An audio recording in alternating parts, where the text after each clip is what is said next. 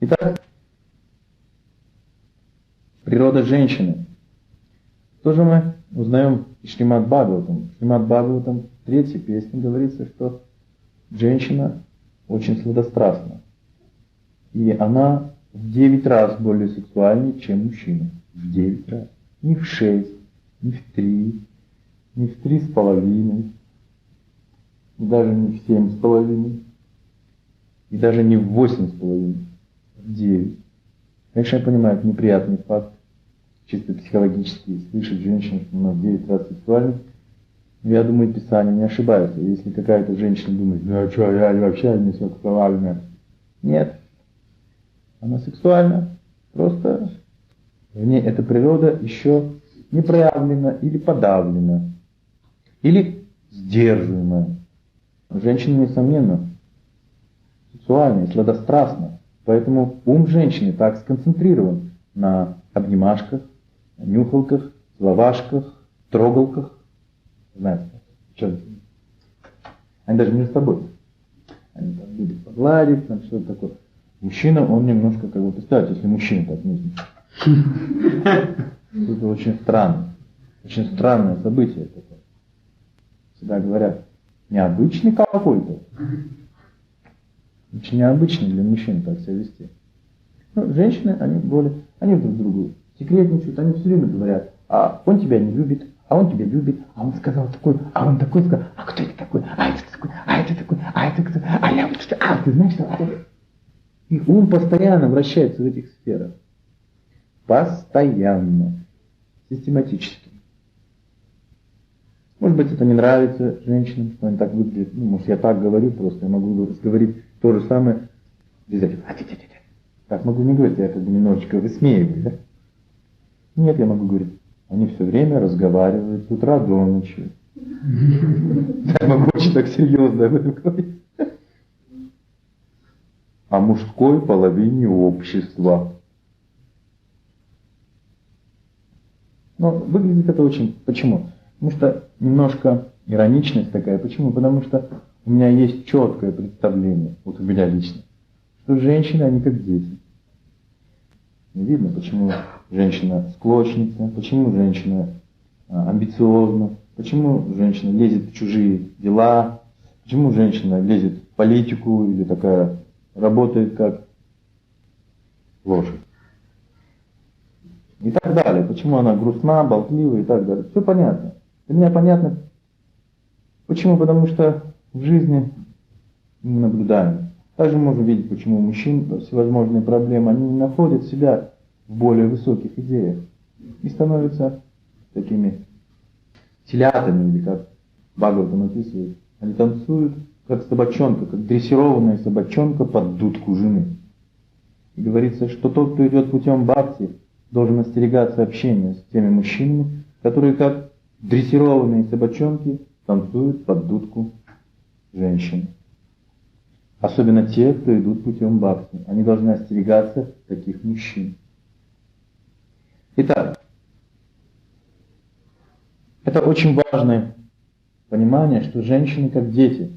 Если мужчина не сформировывает такого представления, то мужчина будет попадать под влияние слов женщины. Ребенок, ну что он там говорит? Мы воспринимаем это так серьезно. Мы воспринимаем это серьезно до какой-то степени. И вот эта степень должна быть определена также мужчиной. Дети плачут. Когда дети плачут, мы знаем, это горько. Это очень горько, когда ребенок плачет. Но большого значения этим слезам. Ребенок плачет очень много, очень часто. И всякой ерунды. Игрушку не дали, телевизор не дали смотреть, он сразу я не люблю, и плачет очень долго. Нам жалко его, конечно, но ни один взрослый человек такого важного значения слезам детей, что? Не придает. Не придает. Точно так же говорится и женщины. Они что-то там говорят, что-то там, какие-то эмоции проявляют, и всегда все пытаются слезами решить. Как говорит, есть такая поговорка, как не очистить душу слезами, так и не справить женщину наказанием. Женщину невозможно наказанием исправить. То есть, если ее колотить, она ничего не соображает. И есть этот диалог. Это почти как в этом диалоге между Джадой Бхаратой и Махараджем Рафугами, когда он сказал: «Ты глупец, и я накажу тебя». И Джада Бхарата сказал: это одно и то же, что наказывать глупца, это одно и то же, что хлестать дохлую кобылу в надежде, что она соскочит и побежит. Таким образом, говорится, женщин нельзя наказывать в том плане, как мы подразумеваем, как мужчин наказывают. Пороть там их, там, челюсть стукнуть, что-то еще такое сделать. Говорится, в Ведах, Ману Самхита, говорится, женщину иногда можно наказать физически. Это влепить ей хорошую, что? Затрещину, они говорят, оплеуху. Что еще? Правильно, пощечину. И какую пощечину? То есть надо учитывать рост, вес женщины. То есть доза должна быть очень такая ограничена. Но это крайняя мера. Это уже, я не знаю, это почти расстрел. Для женщины почти расстрел. И на самом деле эта оплеуха считается очень, как он сказал, затрещина, оплеуха. Нет. Это довольно такое легкое наказание. Потому что для женщин лучше получить вот эту вот пощечину, чем она будет что? Выгнана из дома. Говорится, отец может выгнать дочь. Муж может выгнать жену. Как мы знаем, Господь Рамачандру выгнал Ситу. Он выгнал ее. Она считалась нечистой. И один хобби критиковал Господа Рамачандру. Господь Рамачандра должен был действовать в соответствии с Писанием. Говорится, если женщина вернулась домой после заката солнца, она считается нечистой. Она должна быть выкинута навсегда. Или она должна пройти определенное происчитывать, то есть должна пройти очищение. Какое очищение? В каждом месте находилось какое-нибудь озеро, Саравар, происчита Саравар. И говорится, женщина должна была переплыть это озеро. Если она чиста, она его переплывала. Если она не чиста, то, извините меня, она буль-буль. Почему так было? Говорится, что за целомудрием женщины наблюдают полубоги. Если женщина чиста, то полубоги должны ее защитить. Это на самом деле так, даже до сих пор. Это факт. Это факт природы. Конечно, мы не станем проверять, поскольку это говорится, когда по отношению к мужу это должно проявиться, к законному и такому еще. Это говорится дхарма-пати. Это к мужу, с которым женщина находится в освященном. То есть прошла определенную сваймвару, или то, что мы называем виваха-ягья. Виваха-ягья, то есть Шримад Бхагаватам говорит, что брак неосвященный ведами считается ненастоящим. И мы, у нас вот, допустим, печать, там все такое, у нас освященный, но не ведами, а вот этими асурами. Или как бы формальные браки. Мы думаем, печать законный. На самом деле законный брак является только браком освященным. Освященным ведами, то есть определенное жертвоприношение совершается. Ягья. И огонь, как самый чистый элемент, и агни, он становится свидетелем. Полубоги становятся свидетелем, поются гимны и так далее. Целая церемония. И сейчас даже в нашем обществе мы предлагаем людям пройти виваха-яги. Может быть, она не совсем такая по своим мистическим содержаниям работающая. Но поскольку разводится огонь и участвуют браманы и вайшнавы, то огонь становится свидетелем. Огонь становится свидетелем этого события и освещает этот брак. И Кришна говорит, я огонь жертвоприношения. Поэтому называется виваха-яги. Яги значит жертвоприношение. Итак, женщину выгоняли. Это в Ману Самхите говорится. Также говорится, что когда муж в отъезде, женщина ни в коем случае не должна ходить в гости даже к родственникам. По-ведически это считается осквернением женщины. Она может ходить в магазины, куда угодно, но она ни в коем случае не должна ходить никому в гости, ни на какие дни рождения, общественные праздники и так далее. Когда муж в отъезде, это было строго запрещено.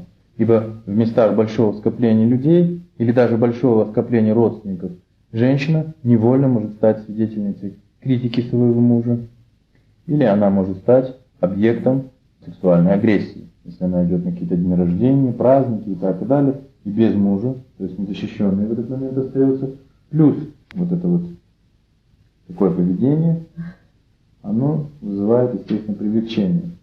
И какие-то другие мужчины могут привлечься женщины. И женщина, говорится, женщина, у них есть такое качество, легковерность. Когда женщина видит к себе повышенный интерес, это очень так нравится женщине. Очень нравится, когда к ней проявляют повышенный интерес, говорят такие слова, позаботиться о ней. Ну, чисто так, по-человечески. И это очень нравится. Поэтому это было запрещено. И на самом деле было, я говорю, было, для нас так было. Но по законам в этом мире это так и остается. Незыблемые законы. Незыблемые. Значит, как мы говорим, культура неподвластная времени. То есть эта культура остается во все времена такой же. Просто люди не могут ей следовать. Поэтому они так несчастны. Следующее. Говорится, жене запрещалось, когда мужа нету, украшать тело. Она не красила губы, не ресницы, не завивала волосы. Просто аккуратно расчесана была и все. Нельзя было наряжаться, носить браслеты, украшения, кольца, все это. Она могла оставаться в таком виде дома. Но когда она выходила, она должна была это все снять. Почему? Муж в отъезде. Нельзя. Сейчас все наоборот. Когда муж дома, все снято. Очень просто одета. Ну, обычная, как нормальная женщина, валенки, телогрейка.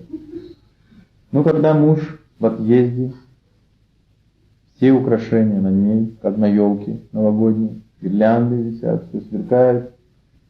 И она выходит. Что случилось? Муж уехал. Пошла на день рождения. Пошла на день рождения. Пошла я на праздник. Пошла к родственникам. Я свобода. Мукти.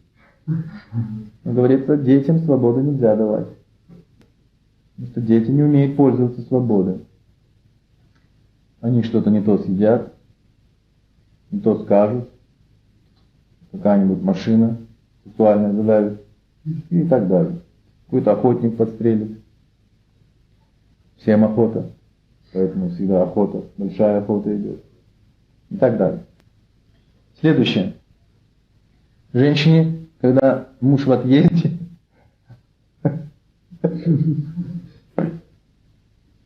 также запрещалось смеяться. Да. Когда муж в отъезде, она могла хохотать только дома. Сколько влезет. Но, говорится, женщина может смеяться только когда муж рядом. Поэтому, если вы помните эту историю, когда Дурьодхана провалился в этот бассейн, который был цветами так сделан, что как ковер выглядел, там 5 пандавов стояло. И поэтому Друпади что сделала? Расхохоталась. Она расхохоталась. Но если бы там не было пандавов, она не должна была ни в коем случае это сделать. Должна была. Там нельзя было. Она должна была убежать, закрыться в комнате, проверить звукоизоляцию. Только после этого, убедившись, что все нормально, что оружие разряжено, из патронника патрон выбит, только в этом случае сделать контрольный спуск и расхохотаться. Да, только в этом случае. Следующее. Женщина, говорится, не должна плакать, оплакивать, когда муж покидает ее. То есть вот часто бывает, женщина провожает мужа и заплачет ему в дорогу. Или он там пошел куда-нибудь в магазин, он заплакал. То есть куда бы он ни отправился, нельзя плакать. В Сканда Пуране говорится, что женщина, которая плачет вслед мужу, куда он куда-то уезжает, там, или, она накликает на него беду. Своими слезами она накликает на мужа беду. Поэтому ни в коем случае женщина не должна плакать, когда муж куда-то уезжает, покидает. И также считалось неблагоприятным. Итак, вчера мы говорили, что очень важным качеством для женщины является стыдливость, которая является также показателем целомудрия. И говорится, что в стыдливости проявляется сверхъестественная привлекательность женщины. В чем же эта сверхъестественность? говорится, что мужчина так устроен, что он особо уважает стыдливую женщину. И Прабхупада приводит пример в науке самосознания, в Шримад Бхагаватам, пример женщины-уборщицы и женщины, жены начальника. Одна стыдливая уборщица, и жена начальника такая бесстыдница. И он говорит, подумайте просто, кого бы вы уважать больше стали. Все мужчины, естественно, говорят, конечно же, уборщица. И говорится, в этом естественное, вернее, сверхъестественная привлекательность женщины. Когда женщина стыдлива, она очень сильно привлекает мужчин. И чем привлекает? Не вожделением, а уважением. Мужчина очень сильно уважает стыдливых женщин, даже если они не очень симпатичны внешне или какую-то имеют работу, может быть, не совсем такую как бы женскую, но уважение будет очень сильное. Что мужчина такой никогда себе не позволит обидеть эту женщину, сказать что-то о ее внешности. И всегда, говорится, эта стыдливость вызывает в мужчине чувство покровительства. То есть мужчина всегда стремится защитить такую женщину. Защитить, покровительствовать ей, дать ей больше внимания, как-то ее словом, поступком, каким-то подарком. И вот постоянно такое желание появляется по отношению к женщине. Таков тип тонкого тела мужчины, и такое чувство вызывает женщина, стыдливо. Это не так, как здесь женщины бегают, даже вот мы видим в нашем обществе, женщины бегают, все время болтают, хохочут, все время лезут куда не надо. И они, спросите мужчин, просто соберите мужчин и спросите, кого вы больше всего не уважаете. И такая вот женщина, которая не стыдливая, такая, все бегает, везде лезет, все мужчины придут к одному выводу, что она очень неприятная девушка, даже если она внешне симпатичная. Соберите всех мужчин и скажите, нравится ли вам эта девушка. И все до одного скажут, она отвратительна. Или скажут, она, конечно, неплохая, но она отвратительна. Мужчина может так сказать. Она, конечно, ничего, но отвратительна. Это очень важный элемент культуры. Говорится, что тогда, когда так себя женщина ведет, это просто она похотлива. Похотлива. Следующее.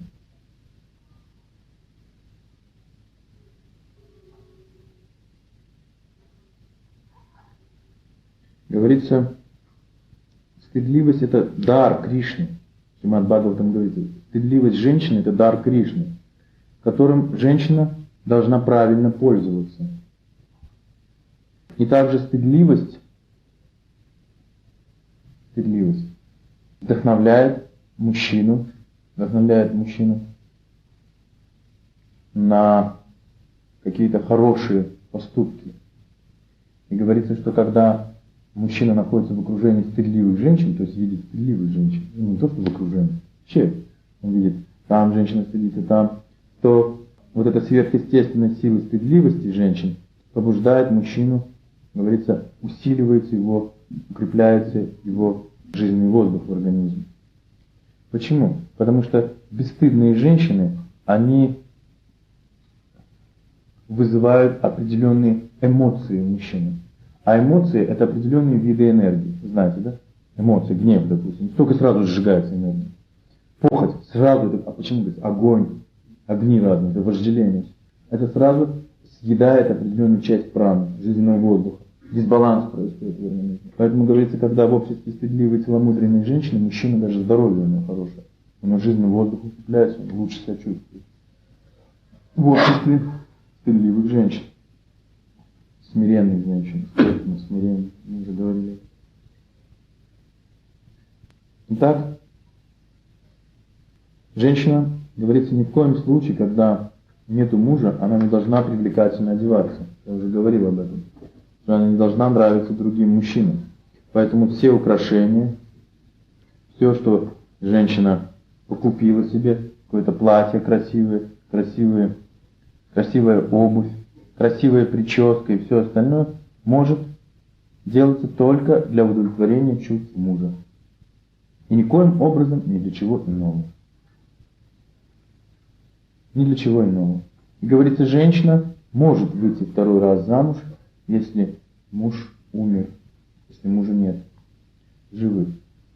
То есть такая женщина может опять вести себя определенным образом, но она должна понимать, что есть дети. И если она будет себя вести безнравственно, то ее дети, будь то девочки или мальчики, они могут получить неправильный опыт поведения. Поэтому такая женщина тоже, она сдержана. Она никогда не флиртует при детях. Если это дети имели отца, она никогда при них не будет флиртовать, не будет себя так вести. Итак, желания женщины описываются в Бхагаватам, или вся ведическая литература говорит в основном несколько желаний, основных желаний. Желание женщины – дом, хороший дом. То есть такое, как бы, понятие гнездо. Женщина всегда хочет дом, и женщина всегда хочет свой дом.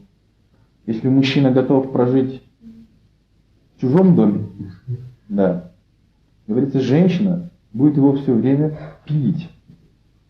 Женщина всегда будет пилить мужа. Мужчина может прожить где угодно.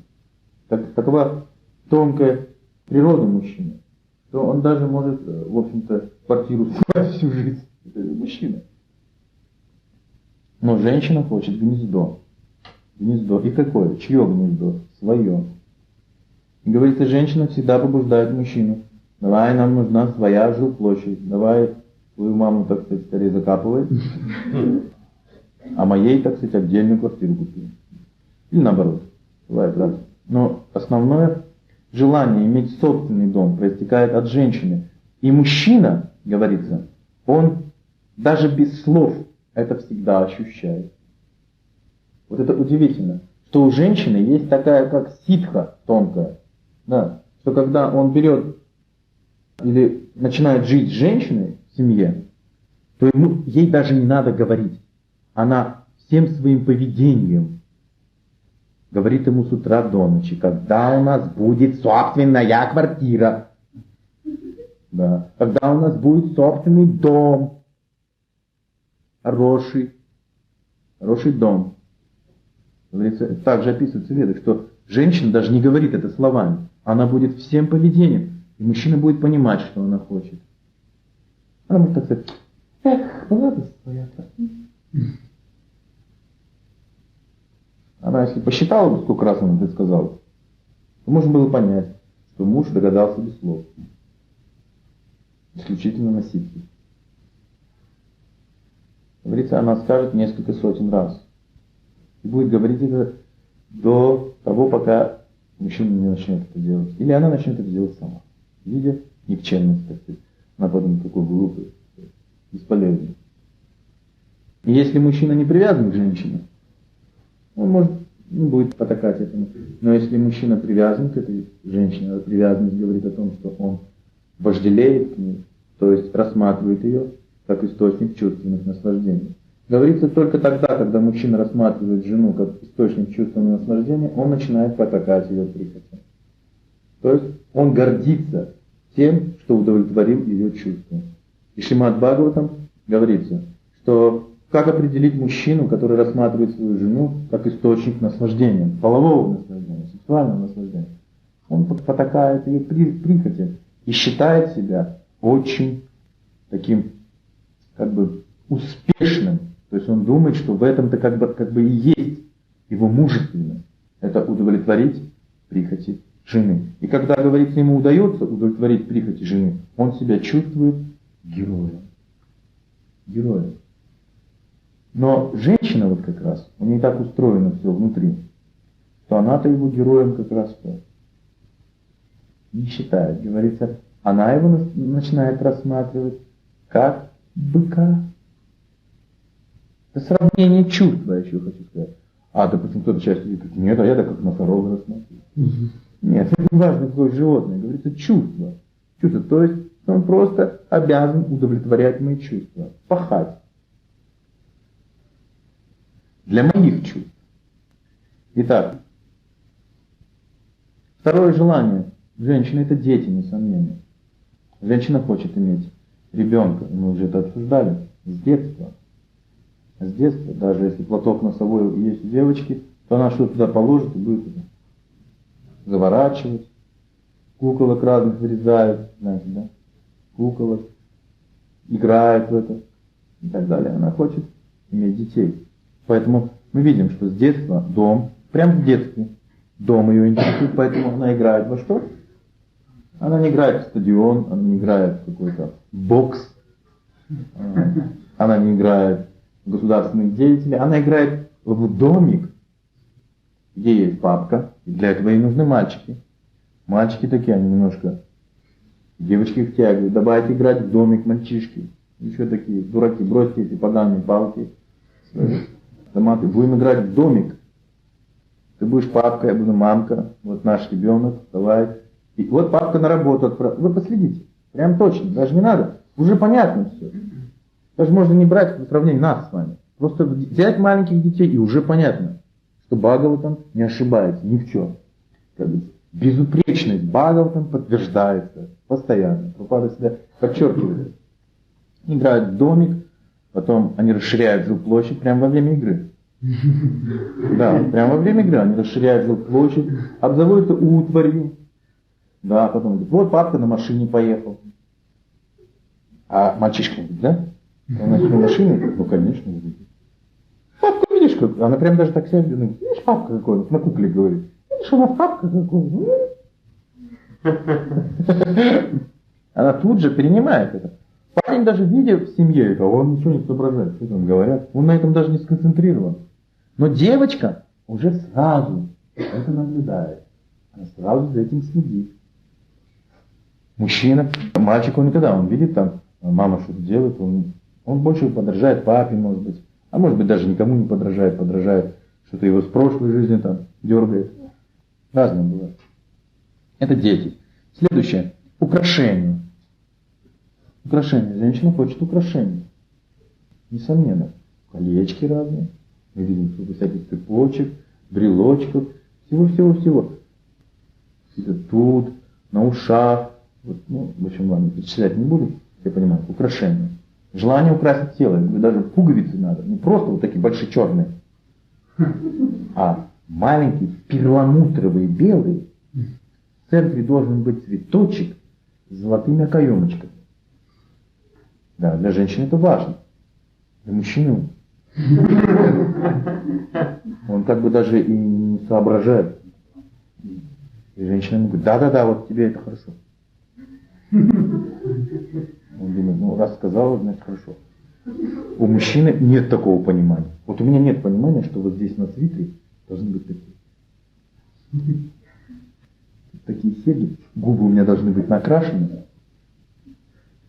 Вот такие. Я достойна лучшего. Я должен быть в колготках. С отливом еще к тому. Ужас. И так далее. У меня должен быть воротник, и там пуговички должны быть. Знаете, как женщина пуговички подбирает. Или такой мешок пуговиц. Вначале у всех есть мешок пуговиц. Мужиков никогда вы не видите мешок пуговиц. Если только черных, да, или военных, ну такие нормальные пуговицы. И мужик всегда черными нитками пришьет, если даже у них все одинаковые вот тут, он взять какую-то подходящую пришьет. Не подходящую в смысле, она такая, по размеру, он даже на цвет не посмотрит, раз под размер. И он нормально считает, что это вполне нормально. А кто делает мужчину, что он тоже потом эти пуговицы подбирает? Несомненно, тетенька. Либо мама, либо сестра, либо жена, либо подружка какая-нибудь скажет, ну что ты, он там воротник как-нибудь один, она говорит, ну кто так носит, так волосы щадет. Вот так. Он подходит и сейчас. Ну, ему хочется нравится, он говорит, если нравится, но если я буду ходить, так. О, нормально. Да, пошел, одел, пошел. Мужчина более неприхотлив, более сдержан по отношению к своей внешности. Такой внешний. Ему нужна сила, он хочет демонстрировать силу. Пип. Следующее. Наряды. Наряды. Наряды. Это тоже очень важная деталь. Если бы не было женщин, мужчина бы не носил столько брюк. Да. Я помню, когда мой дедушка, он говорит, вытащил брюки. Они уже были такие блестящий. Они все сверкали уже. Они уже за это время поменяли несколько цветов радуги, хотя он их не красил. Они гладились, гладились, гладились, и они уже были такие с рюриксом. Они сверкали на солнце, слепили глаза, знаете, засаженные были. Там Саул выделил. И он, когда мне снимал, он их показывал и все время говорил: вот смотри, я их 24 года продаю. 24 года. И он ходил в них на работу, а когда надо было идти в театр, он их гладил. Да. Итак, наряды. Женщина хочет наряжаться, хочет привлекать. Когда женщина нарядная, говорится, она украшенная, она себя чувствует уверенной. Чего? Вот если вы оденете мужчину так, скажете, ну как ты сейчас уверен? Может быть. А у мужчин свои. Они свои интересны, а эти им свои. То есть, знаете, как мальчики, они дарят машинки мамам. Или как алкоголик ставит бутылку. То есть каждый свою ценность думает, что это ценно. И он старается это представить. Итак, мужчина, немножко вернемся к мужчине. Говорится, что мужчина должен содержать жену. Это обязанности мужчины. Когда мужчина берет в жены женщину, говорится, он должен ее обеспечивать. Обеспечивать всем вот этим необходимым. Женщина должна понять, реально ли мужчина может соответствовать ее положению. И мужчина должен также понимать, кого он берет в жены. Насколько он может на самом деле заботиться о ней. Говорится, что женщина не должна работать. Это тоже ведический принцип. Только шудрянки работали. Женщины не работали. Иногда вайшини они могли помогать мужу в торговле. Даже кшатри не могли управлять. Но в общем, женщина не должна была работать. Была, почему я говорю, потому что сейчас это не очень принимается. На самом деле женщина должна работать. Говорится, в крайнем случае, когда семья терпит большую проблему, большой ущерб, женщина может работать на очень легком физическом труде, очень легком, соответствующем ее природе. То есть она, конечно, не должна ходить с ломом в оранжевой жилетке. И, по крайней мере, если она ходит, полдня. Но, в общем-то, это неправильно, то, что женщины занимаются такой работой. Говорится, женщина не должна работать, а если она работает, то полдня. Потому что полдня она должна посвятить дому, хозяйству, внешности и детям. Это самый крайний случай, когда женщина работает полдня. Таковы основы культуры. В лучшем, в таком самом нормальном варианте, женщина не должна работать. Если женщина выходит замуж, то она должна стараться выйти за человека, который сможет его содержать. Сможет его содержать. То есть, давать ей вот эти украшения, может быть, даже китайские, но ничего. Может быть, он будет сам делать, из бумаги. Да, то есть, может быть, он искусный такой, умелец, из березовой коры. Как называется это? Береста, из бересты, может быть, из чего-то, но она должна понимать. Если женщина воспитана, то она будет принимать все это очень хорошо. С радостью, потому что вообще хоть как-то ее украшает. Что-то вешает, а уши. Сюда лапшу, сюда что-то другое. В любом случае, мужчина должен содержать. Я так на шутку перевожу, чтобы совсем не загрузить вас. Потому что очень много, на самом деле, не соблюдается в современном обществе, и мужья имеют очень такое странное представление о своем положении. Так, женщина также должна, если вы помните, мы говорили, принять все религиозные обряды. Она, значит, должна заниматься хозяйством, детьми, домом, собой и проводить религиозные обряды. То есть предлагать божеству поклоняться, предлагать просад, следить, чтобы у божества были гирлянды и так далее, и так далее. чтобы дома было все чисто. Что должен делать муж? Говорится, что, мы вернемся к этой теме, что у женщины в 9 раз сильнее сексуальное желание. Как же муж может отрегулировать эту природу женщины? Первое, что рекомендует Бхагаватам, мужчина должен покупать украшения. Пусть не слишком дорогие, но он должен покупать украшения. Женщины любят украшения. И если мы заметим, женщинам не всегда на дорогие украшения. Вообще какие-то такие даже иногда простенькие, недостаточно. Да, простенькие, какие-то даже такие обманки, да, бывают такие как бы. Кольцо с брюликом, с бриллиантом. Ну, бриллиант не настоящий, пусть там какой-то. Кольцо тоже такое, не настоящее. Из папье-маше. Ну, то есть бижутерия, то, что мы называем бижутерией. Бижутерия. Покупать украшения. Второе, он должен покупать ей всегда вкусные вещи. Да. И кусок мяса ей нести, что-то такое. Батон хлеба. И, да. Битон молока, чисто ведический. Бочку меда, рулон шелка. Нет. Крынку йогурта и, конечно, ведро ги. Он не должен быть таким чересчур ведическим. Он должен ее баловать. Ее из-за чего должен какие-то сладости покупать, всякие там, допустим, чили.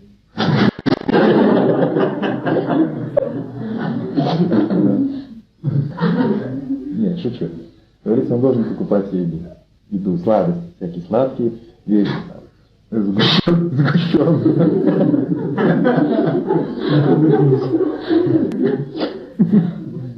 Пирожные в храме.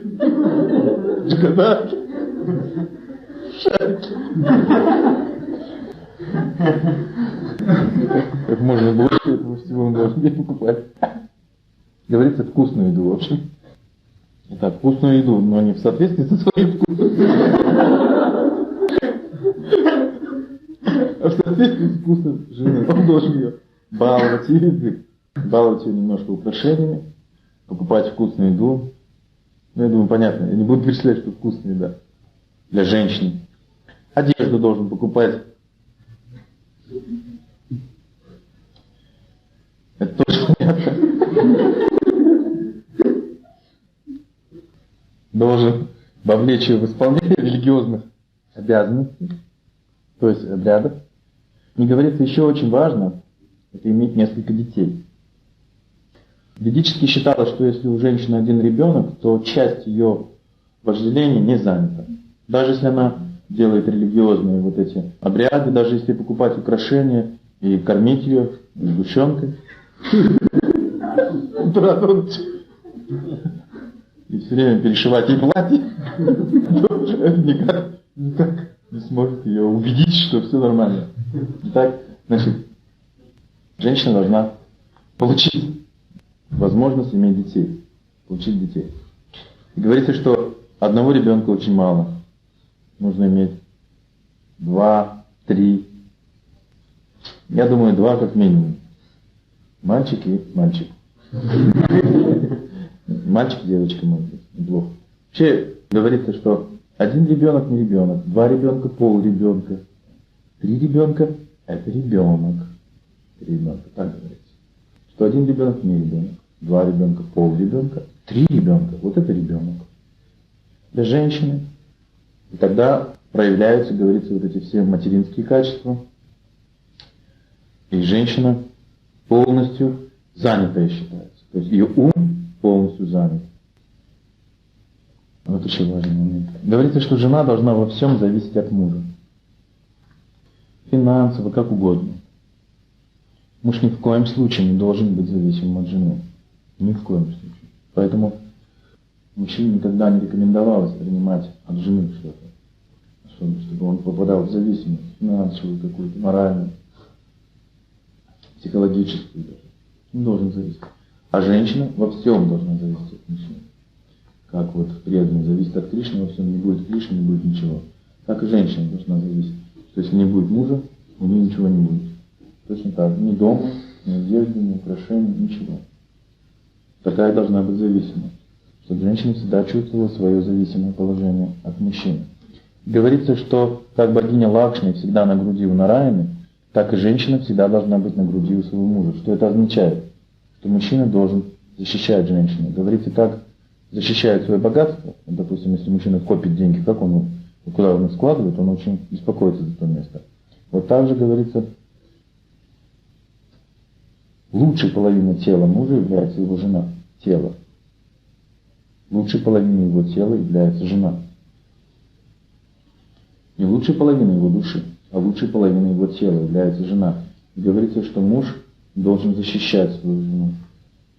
И муж должен сделать так, что, как есть такое выражение в Шримад Бхагаватам, что жена должна быть всегда в объятиях мужа. Это означает, что муж должен проявлять знаки внимания, должен обнимать свою жену, говорить ей очень хорошие слова о ее внешности, о ее поведении. Да. Это не означает, что он обнял так, что потом дети появились. Нет. Имеется в виду определенный вид ласок, то есть без вступления в половые взаимоотношения. Такова природа женщины. И хочется, чтобы ему мужика. Говорится, мужчина садит на колени жену, очень часто садит на колени с ней, говорит о ее интересах, выслушивает ее, защищает ее психологически. Говорит, ничего, дорогая, даже не беспокойся. Все будет хорошо. Говорится, мужчина должен обязательно это делать. Он должен подмечать все, что жена для него сделала. Обязательно. Говорится, если муж привыкает к этому, то вот он видит, что служит, и никогда этого не подмечает, это не очень благоприятно для женщины. Женщина, говорится, может испытать подавленное состояние, то есть она может думать, что она плохо все делает. Из-за этого потерять психологическую стабильность. Если мужчина не подчеркивает, что он был очень рад, это было очень вкусно, как ты сегодня хорошо выглядишь и так далее. То есть муж должен делать эти комплименты женщине. Тогда женщина вдохновляется так себя вести. Также, если вы помните, я рассказывал, что когда мужчина приходит домой, женщина должна обязательно очень красиво одеваться. Особенно вечером. Говорится, в вечернее время. Днем она может одеваться очень скромно, но вечером она должна одеться хорошо. Поскольку мужчина уставший, и он видит очень красивую жену, говорится, мужчина в этот момент очень серьезно задумывается о ведении семейных дел. Очень серьезно. Просто видя красивую жену, мужчина в этот момент начинает очень серьезно задумываться о ведении семейных дел. То есть он не задумывается, как бы сейчас не спать завалиться. Нет. Вот эта красота, вечерняя красота женщины, заставляет мужчину задуматься о семейных делах, о семейных проблемах. Может, чего-то нету. Он спрашивает у жены, может быть, что-то у нас как там, как у тебя с деньгами, как у тебя то, как все есть у нас, может быть, там продукты надо закупить, может быть, что-то сломалось, может быть, ну и так далее. Может быть, пластическую операцию хочешь тебе сделать.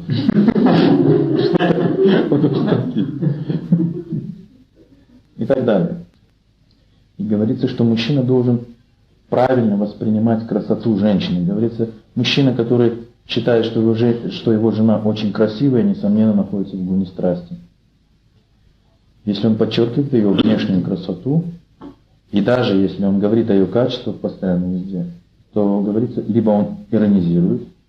Ну как это можно понять, что он иронизирует? Он не вступает с ней в частые половые взаимоотношения. Значит, он иронизирует по поводу такой женщины. Либо он просто подкаблучник, находится под каблуком и полностью рассматривает свою жену как источник вечного. Источник вечного нахождения. Кришна. Спасибо. Но информация была очень серьезная. Пожалуйста, есть вопросы? Завтра же будет воскресная программа, да? Мы можем прямо воскресную программу по этой теме. Да? Как сохранять уважение женщины к мужчине, а мужчине к женщине. Вот мы об этом поговорим. Семейной жизни. Как сохранить уважение? То есть как не пройти вот эти стадии, помните, о которых я говорил? Голод, освящение, пресвящение, отвращение. Как ведическая система, даже если у нас есть материальные отношения, как она избавляла от этого отвращения и насыщения. То есть держа эти ашрамы или вот как бы взаимоотношения на уровне голода и насыщения, но не больше.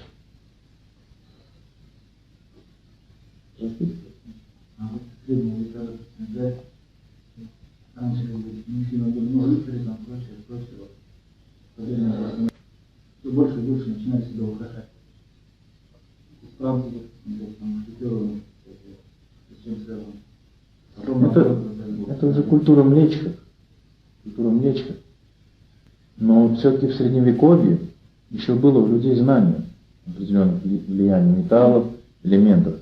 Это уже ближе к нам. Даже в Средневековье это считается уже тамагуном практически.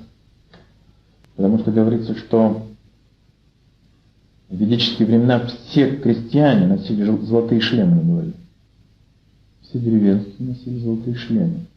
И сзади у шлема должен быть вот такой круг. Обязательно сзади головы должен быть вот такой круг золотой. Может быть, видели в фильмах такие вроде. Что это такое? Поскольку наш мозг вырабатывает очень много токов разных, всевозможных. И золото, оно очень хорошо комбинировало эту энергию мозга, головного мозга и определенных импульсов головы. И позволяло всегда держать баланс благости. То есть определенные потоки, определенные процессы в мозгу, зрение и так далее. Поэтому говорится, что эти золотые шлемы не были просто украшением. Это было приспособление. То есть, как бы украшение тела всегда было связано с украшением качеств каких-то, да? Помогало качества какие-то поддерживать, развивать. Поэтому говорится, что даже жители деревень, это в Бхагаватам написывается, носили золотые шлемы с дисками сзади. Вот. Можно видеть Кришна, да, таких, у него шлем такой с этим, разные там все эти воины. Я думаю, что там они все в короне. Это не корона, это обычный головной убор. Если сейчас мы шапку носим, китейку там, и все там носим, аметистский шлем, то раньше носили вот шлем из золота, вот такого, отражать определенных видов энергии. Также голова, в голове очень много всяких токов проходит. Не знаете, да, импульсов электрических, поскольку все это электрическое. Поэтому золото было очень мощным проводником импульсов разных. Поэтому, говорится, Кали вошел в корону Махараджа Парикшита.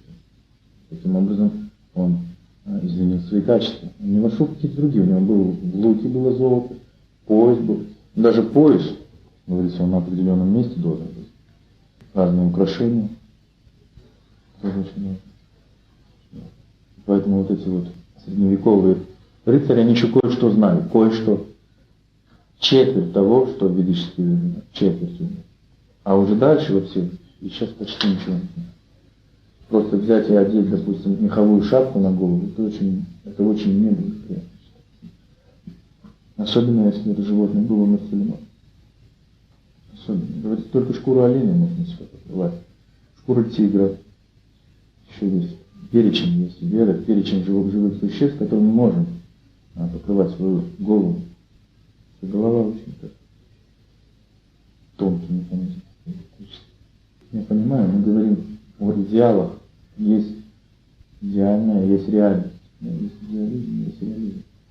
Поэтому в реализме мы должны тоже понять, как реально изменить обстановку, реально изменить ситуацию. Когда мы начинаем просто вводить эту систему в нашу семью, женщина начинает себя правильно вести, стараться даже при наличии такого положения, то я, помните, рассказывал, что если женщина начинает, по крайней мере, стараться себя вести по-ведически, да, у мужчины автоматически такой импульс происходит в теле мужчины, в тонком теле, в уме, что мужчина начинает сам это понимать. Конечно, сложно побудить, но это так. Чтобы он особо добровольно понял, что это обязанность, он должен принять эту дхарму. Это дхарма называется. Говорится, дхарма требует исполнения. Потому что если мы не исполняем дхарму, то впереди нас будут одни страдания и разочарования. Все это мы должны стараться делать. Мужчина должен. Я вот часто слышу, как преданные женников работают, а преданные, в общем-то, погружаются в так называемое духовное сияние. Говорится, что человек, если полностью не осознал Кришну, он должен выполнять свою обязанность. Только если он полностью, если он занялся чистым преданным служением, он имеет право отказаться от исполнения определенных обязанностей. Но до этого нет. Он должен исполнить свою обязанность. Если у нас долг перед отцом с матерью, есть долг, если у нас есть супруга перед супругой, если мы хотим вырвать из круга рождения смерти. Это не значит, что мы себе взяли, как бы наоборот, женщину-работягу, она должна нас содержать. Это жена как матери. жена как матери, это не совсем правильное положение для мужчин. Поэтому мужчины такие сильные, они инфантильны, трусливые и так далее. Это мужчина не воин. Воин никогда не позволит себя содержать. Женщина, вы что? Вы знаете, как кавказец, для меня это позор. Представьте, если кавказец, он говорит женщину себя содержать. Кто-то, если когда-то с кавказцами говорится, кавказские эти народы, они беглые кшатрии, деградировавшие кшатрии. Поэтому у них такое отношение к женщине. Чувство немножко такое, она, конечно, деградировала, но это явно отличает их от других, как они к женщинам относятся. Да? Всегда как бы за женщину заступают, нам сям. Если ты идешь, женщина какой-то плохо, они держатся в драку. Ну, так воспитано. Это кшатрийская культура, там есть еще оттенки, эти традиции остались. Как дочерей не защищают. Дочь всегда рядом с отцом. Пока она не вышла замуж, это ведическая традиция, говорится, до замужества жена под покровительством отца, даже не брата, отца.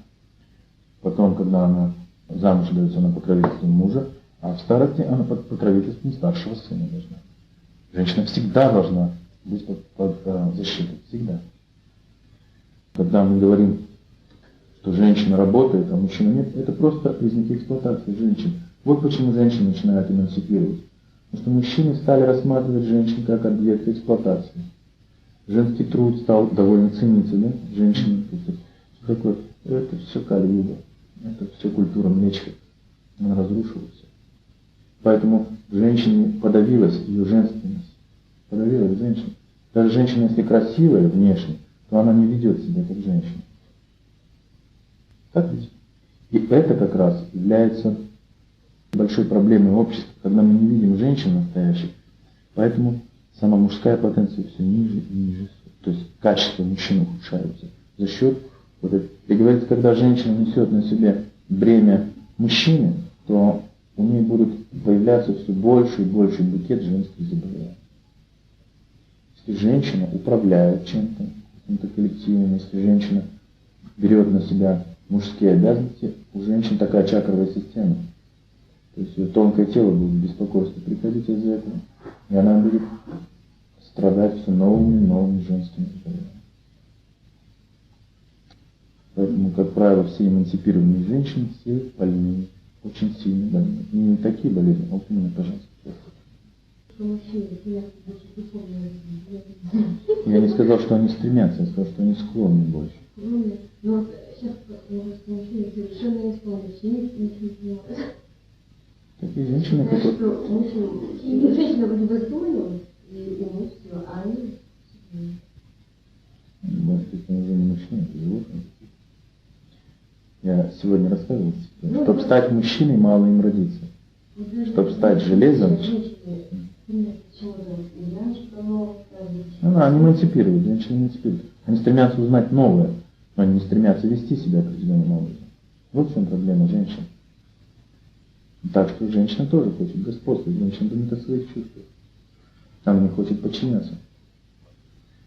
Посмотрите, когда женщина общается с мужчиной, как она перебивает его, как она говорит им разные глупости и так далее. Такого не было в ведические времена. Женщина всегда в подчиненном положении. Всегда.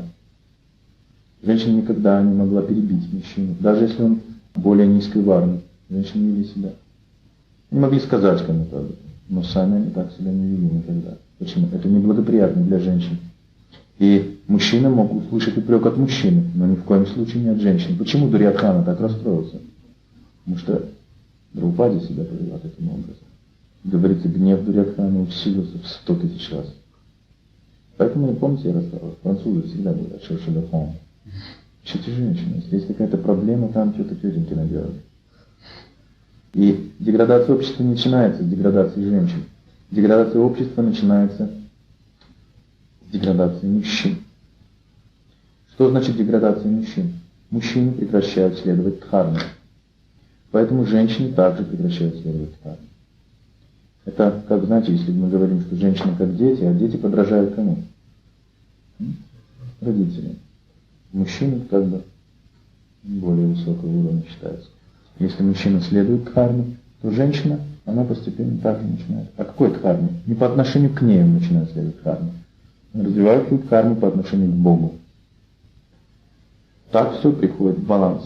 Мужчина должен служить Богу, а женщина должна служить мужчине. Когда мужчина не служит Богу, а женщина начинает служить мужчине, возникает большой конфликт. Большой конфликт. Это все. Поэтому, когда мы говорим, что мужчины сейчас не стремятся к духовной жизни, я думаю, да. Но тело мужское больше предназначено для самореализации, чем тело женщины. Это любой врач понимает. Даже просто грубый материалист понимает. Вот я как приводил пример на девочках, на мальчиках. Мальчики устремляются куда-то вовне, к каким-то высшим идеям всегда. В детстве это всегда видно. Фантазия. А девочка, если уж фантазирует, то о квартире, о ребенке, прямо с детства она начинает фантазировать о рыцаре, да? Все такое. Мужчина что-то завоевывает, какие-то подвиги, какую-то более высокую идею всегда хочет, концепцию. Это говорит о том, что мужское тело больше предназначено. Почему? Потому что отсутствует самый важный элемент материнства. Говорится, что если когда женщина не раскрывает свою потенцию матери, она не удовлетворена, она даже может об этом не знать. Поэтому мы знаем этот конфликт старых дев, да? Все знают. Или женщин, которые не имеют детей, они немного другие. Да даже не немного, может быть, кто-то не замечает.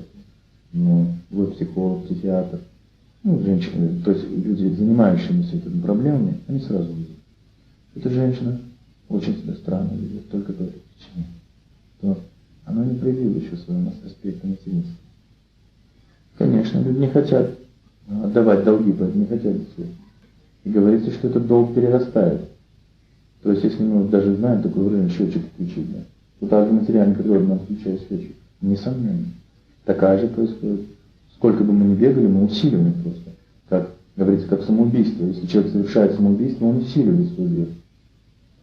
Поэтому Прабхупада сравнивает это с примером. Он говорит, если вы убегаете из тюрьмы, то вам дают тот же срок и еще за побег. Так ведь?